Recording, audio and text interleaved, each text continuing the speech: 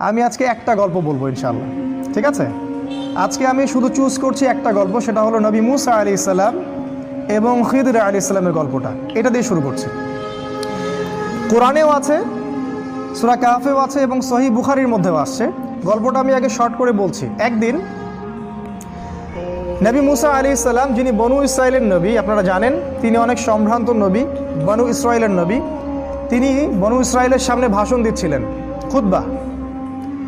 খুতবা শুনে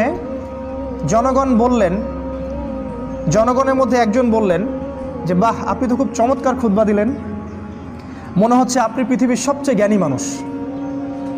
মুসা আলাইহিস সালাম বললেন, হ্যাঁ আমি পৃথিবীর সবচেয়ে জ্ঞানী মানুষ। কি বললেন? হ্যাঁ আমি পৃথিবীর সবচেয়ে জ্ঞানী মানুষ। তিনি বলতে ভুলে গেলেন যে আল্লাহ সবচেয়ে ভালো জানেন কে পৃথিবীর সবচেয়ে জ্ঞানী মানুষ। সূরা কাহফ নাজিলের একটা ঘটনা আছে, আপনাদেরকে বলিনি। সেটা হলো, কিছু মানুষ এসেছিল রাসূলের কাছে, আমাদের নবীর কাছে, এসে বলেছিল, তুমি যদি সত্য নবী হয়ে থাকো তাহলে বলো দেখি যুলকারনাইন বাদশার কি হয়েছিল। হে মুহাম্মদ, তুমি যদি সত্য নবী হয়ে থাকো তাহলে বলো দেখি আসহাবুল কাহাফের কি হয়েছিল। হে মুহাম্মদ, তুমি সত্য নবী হয়ে থাকলে বলো দেখি রূহ কাকে বলে। তিনটা প্রশ্ন করেছিল। যুলকারনাইন বাদশার কি হয়েছিল, আসহাবুল কাহাফের কি হয়েছিল, আর রূহ আত্মা কাকে বলে। আমাদের নবী মুহাম্মদ সাল্লাল্লাহু আলাইহি ওয়াসাল্লাম বলেছিলেন, আগামীকালকে এসো আমি বলে দিব। কি বলেছিলেন? আগামীকালকে এসো আমি বলে দিব। ওহী আসা বন্ধ হয়ে গেল। 3 মাস 4 মাস 6 মাস কোনো ওহী আসে না। আমাদের নবী মুহাম্মদ সাল্লাল্লাহু আলাইহি ওয়াসাল্লাম একটা শব্দ বলতে ভুলে গিয়েছিলেন, একটা, সেটা হলো ইনশাআল্লাহ। এরপরে এই সূরার প্রথম যে আয়াতটা নাজিল হয়, ওয়ালা তাকুলান্না লিশাইইন, হে নবী 23 এবং 24 নম্বর আয়াত, কখনো বলবেন না, কখনো কোনো কিছু বলবেন না, ইন্নী ফাইলুন যালিকা গাদান, আমি আগামীকাল কিছু করব, ইল্লা ইনশাআল্লাহ, ইনশাআল্লাহ বলা ব্যতীত। এটা প্রথমে নাজিল হলো, তারপরে এই প্রশ্ন তিনটার উত্তর আল্লাহ পাক জানিয়ে দিলেন, তার আগে জানিয়ে দেন। ঠিক একইভাবে মুসা আলাইহিস সালাম একটা ভুল করে বসলেন। তিনি বললেন, আমি পৃথিবীর সবচেয়ে জ্ঞানী মানুষ। আল্লাহ রাব্বুল আলামিন নবীদের ছোট ছোট ভুল ধরে ফেলেন, আল্লাহ পাক ধরে ফেলে বললেন, না মুসা, তুমি পৃথিবীর সবচেয়ে জ্ঞানী মানুষ নও, তুমি পৃথিবীর সবচেয়ে জ্ঞানী মানুষ নও। আমার একজন বান্দা আছে যাকে তুমি পাবে 2 সাগরের মিলনস্থলে, আমার সেই বান্দা তোমার চেয়ে অনেক বেশি জ্ঞানী। মুসা আলাইহিস সালাম এটা শোনা মাত্রই ওই বান্দার সাথে দেখা করার জন্য উদ্গ্রীব হয়ে উঠলেন। তিনি আল্লাহকে বললেন, আমি তার সাথে দেখা করতে চাই। আল্লাহ পাক বললেন, তুমি একটা ঝুড়ি নাও, এই ঝুড়ির মধ্যে কিছু মাছ নিবে, মৃত মাছ, এবং সাথে একজন সহযোগী নাও, নিয়ে সফর করো। যখন ওই 2 সাগরের মিলনস্থল পেয়ে যাবে, ওই জায়গায় দেখবে যে আমার সেই বান্দা বসে আছে। মুসা আলাইহিস সালাম সফর করলেন, তার সাথে একজন যুবককে নিলেন, যুবকের নাম হচ্ছে ইউশা বিন নুন। একটা ঝুড়ি নিলেন, সেখানে মাছ রাখলেন। এবার তিনি সফর করা শুরু করলেন। তিনি বলছেন, আমি সফর করতেই থাকবো, যদি আমাকে যুগ যুগ ধরেও চলতে হয়। সফর করতে শুরু করলেন। একটা পর্যায়ে সফর করতে করতে করতে করতে 2 সাগরের মিলনস্থল তিনি পেয়ে গেলেন। সেখানে তারা রেস্ট করলেন, বিশ্রাম নিলেন। এই বিশ্রাম নেওয়ার সময় এই যে মৃত মাছগুলো ছিল, জীবিত হয়ে সমুদ্রে বা নদীতে চলে গেল। কিন্তু ইউশা বিন নুন এই ঘটনাটা দেখে মুসা আলাইহিস সালামকে বলতে ভুলে গেলেন। শয়তান আমাদেরকে অনেক সময় আল্লাহর পথ থেকে ভুলে গেলেন। এরপরে মুসা আলাইহিস সালাম আবার উঠলেন রেস্ট নিয়ে এবং চলা শুরু করলেন আবারও সামনের দিকে। এবার চলতে চলতে উনি খুব ক্লান্ত হয়ে পড়লেন।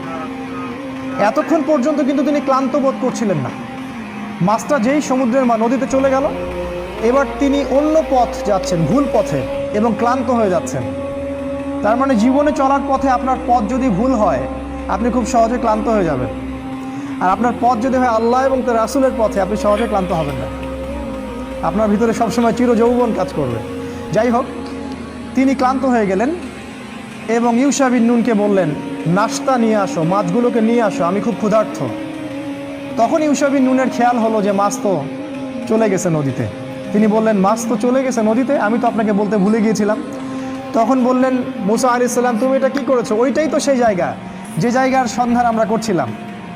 তারা আবার ফেরত আসলেন, এসে দেখলেন দুই সাগরের মিলনস্থলে একটা সাখরা বলে আরবিকে একটা পাথর বা রক, শিলাখণ্ড, এর উপরে একজন ব্যক্তি বসে আছেন। মুসা আলাইহিস সালাম তাকে সালাম দিলেন, বললেন আসসালামু আলাইকুম। খিদির আলাইহিস সালাম বললেন ওয়া আলাইকাস সালাম। এই জনমানব শূন্য জায়গায় কে সালাম দিচ্ছে? তখন মুসা আলাইহিস সালাম বললেন আমি মুসা। খিদির আলাইহিস সালাম বললেন কোন মুসা? বনি ইসরাইলের মুসা। কোন মুসা? বনি ইসরাইলের মুসা। তার মানে খিদির আলাইহিস সালাম বনু ইসরাইলের ব্যক্তি নন। খিদির আলাইহিস সালাম ইহুদি খ্রিস্টানদের কেউ নন, তিনি বনু ইসরাইলের মধ্যে কেউ নন। সালাম দেয়া হলো। মুসা আলাইহিস সালাম বললেন আমি কি আপনার সাথে এই শর্তে থাকতে পারি যে আল্লাহ পাক আপনাকে যে জ্ঞান শিক্ষা দিয়েছেন সেখান থেকে আপনি আমাকে কিছু শেখাবেন? ওস্তাদের সোহবত। এবার খিদির আলাইহিস সালাম বললেন, অ্যান্সারটার দিকে খেয়াল করেন, খিদির আলাইহিস সালাম বললেন ইন্নাকা লান তাসতাতিআ মাইয়া সাবরা। মুসা তুমি আমার সাথে ধৈর্য ধরতে পারবে না। কি বললেন? মুসা তুমি আমার সাথে ধৈর্য ধরতে পারবে না। কারণ খিদির আলাইহিস সালাম শেষ পর্যন্ত জানেন যে কি হবে। গল্পের শেষে আমরা তাই দেখব, মুসা আলাইহিস সালাম ধৈর্য ধরতে পারেননি, কিন্তু মুসা আলাইহিস সালাম বললেন ইনশাআল্লাহ আমি ধৈর্য ধরব, আমাকে আপনি সাথে নেন, ইনশাআল্লাহ আমি ধৈর্য ধরব। খিদির আলাইহিস সালাম ইনশাআল্লাহকে সম্মান করলেন এবং মুসা আলাইহিস সালামকে সাথে নিলেন, কিন্তু বললেন তুমি আমার সাথে সফর করো, কিন্তু আমাকে কোনো প্রশ্ন করতে পারবে না, একটা প্রশ্ন করা যাবে না, আমি কি করব না করব কোনো বিষয়ে কোনো প্রশ্ন করা যাবে না।